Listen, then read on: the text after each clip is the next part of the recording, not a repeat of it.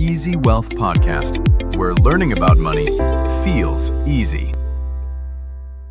Hey everyone, welcome back to the Easy Wealth Podcast, where we talk about money and wealth in a simple way. I'm Emma, and here with me as always is Jack. Jack, do you know that most people don't fail their financial goals because they're lazy? They fail because their goals were broken from the start. Yeah, okay, that already feels personal. Let me guess. You've said something like, this year I'm going to save more money. Yeah. And 3 months later, nothing changed. Yeah. 3 months? I last about 3 weeks. Exactly. And today, we're going to fix that. Not by trying harder, but by designing a goal that actually works. Okay, I genuinely need this. Sometimes I think I want to save more money is probably the most useless goal ever created. Right up there with, I want to be healthier and I want to be more productive. Yeah, they sound amazing, but they mean absolutely nothing. Because your brain can't execute a vague instruction. More money? How much more? Healthier? By when? Later. When exactly is later? My brain basically hears that and goes, got it, no action required. Exactly. And this is the first painful truth. Most goals fail not because people are lazy. They fail because the goal was never designed to be executed in the first place. You mean we've been blaming ourselves for a system problem? The whole time. Okay, but before we get into the fix, I want to name 2 things.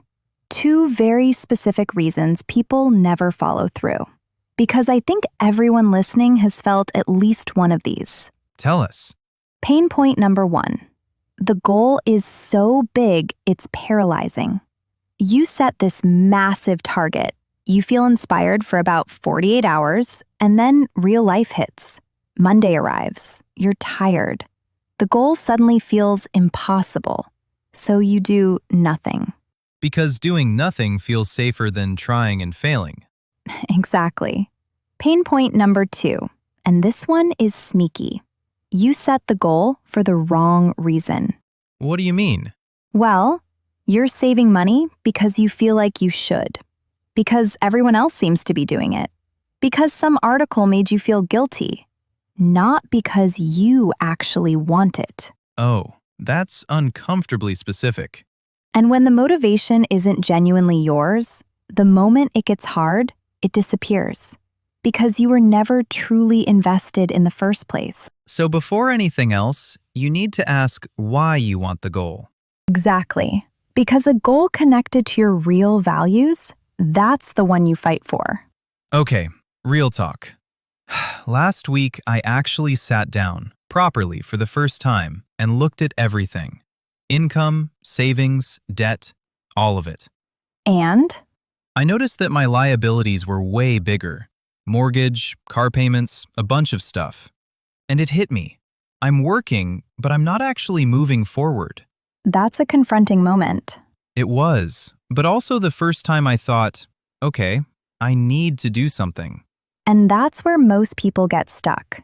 They want to change, but they don't know where to start. Exactly. So here's the framework. It's called SMART, and we're going to make it actually useful. First, specific. And here's the painful truth about vague goals. Go on. How many times have you said, I want to save more money, and then 6 months later, you find out that nothing changed? Every year, like clockwork. January me is so optimistic. July me is just confused. Because more means nothing. More than what? More than last month? More than your friends? Your brain genuinely doesn't know where to start, so it doesn't. It's like telling someone, go somewhere nice for dinner. Without an address, you're just standing on the street, feeling lost. Exactly. So instead of, I want to save more money, try, I want to save $5,000 in 12 months as my emergency fund. Suddenly, your brain has a destination. From blurry wish to actual target. Now it knows what done looks like. Good. So, next is M, measurable. Here's the pain point. You've been working towards something for weeks, and someone asks, "How's it going?" And you genuinely don't know. Oh, that's uncomfortable. Because you feel like you should know, but there's no way to check. That's what happens when a goal has no way to measure progress. You're running, but there's no finish line, no distance marker, nothing. Just running into fog. Yes, and eventually you stop. Because what's the point if you can't tell if you're getting anywhere? So try to save $500 every month to make it measurable. Now every time you check your account, you know you did it. That feels more realistic. And that little win every month actually keeps you going. Yes, that one matters. Same as health goals. Don't say exercise more. Say run 5 kilometers a week so you know exactly when you hit it. Progress you can see is progress that keeps you motivated. Wow, that line feels strong. Progress you can see is progress that keeps you motivated. So the next is A, achievable. And this one has 2 ways to get it wrong. 2 ways. Yes, too easy, you get bored. Too hard, you collapse. I once set a goal to save $5,000 in 3 months. 3 months? How did that go? I spent the first month panicking, the second month pretending it wasn't happening, and the third month, I just gave up and ordered takeaway. The goal broke you, and then you punished yourself with food. That's true. When a goal is too aggressive, you don't just fail the goal. You start to believe you're someone who fails at goals. The failure becomes part of your identity. Yep, and this makes the next goal even harder to start. So achievable means honest. What can you actually do given your real income, your real expenses, your real life? Not the ideal version of your life, the actual one. Stretch yourself, but don't set yourself up to feel like a failure.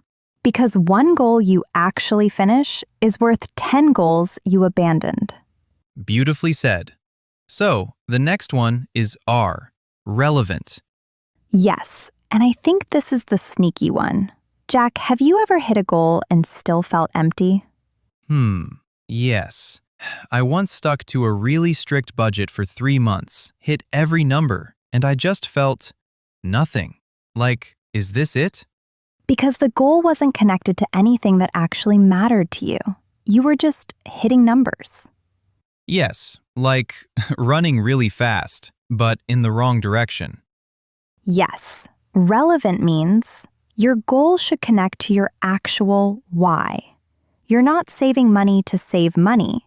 You're saving because emergencies won't destroy you anymore. Because you want options. Because you want to stop making decisions out of fear. Emma, that one hits. Money equals peace, not just a number. And here's the other trap. Setting a goal for someone else's reason. You're saving because you feel like you should. Maybe because someone made you feel guilty, or because everyone else seems to be doing it. You mean the borrowed motivation? Yes, and borrowed motivation disappears the moment it gets hard. Because deep down, it was never really yours. So before you set any goal, ask yourself honestly, why do I actually want this? Exactly. Because the answer to that question is what keeps you going on the hard days. And here comes to the last one, T, time-bound. You have a goal. It's been your goal for a while. And every week you think, I'll work on that this weekend. And then the weekend comes.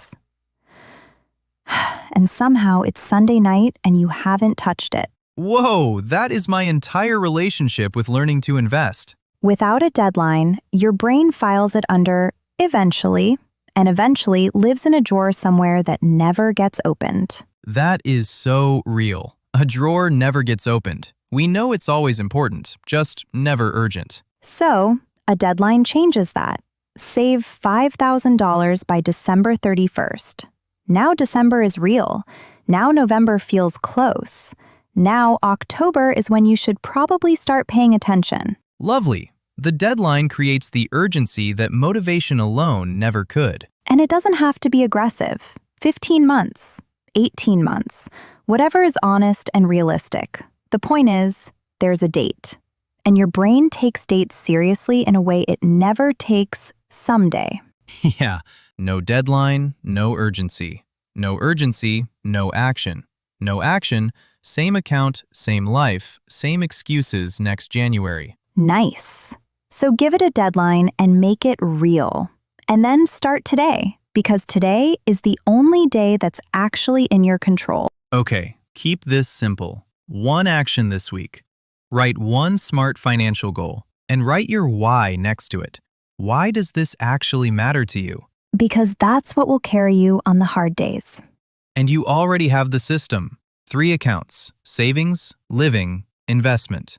Money flows automatically.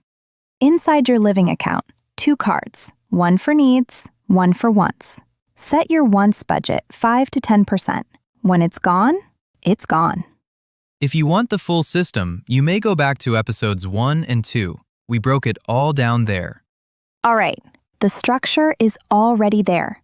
You just need to point it at something real. And if you've failed goals before, that doesn't mean you can't do it. It just means no one showed you how to build one properly. Now you know, so don't overthink it. One financial goal, make it smart, and start. And when motivation drops, don't blame yourself. Just take one small step back to the path. That's a wrap on episode 7. Thank you so much for being here with us every single week. You are already building something real, and we are so proud of you for showing up. If this helped you, share it with someone who needs it, and leave us a comment. Tell us what you're working toward. We read every single one. See you next week, everyone. Bye!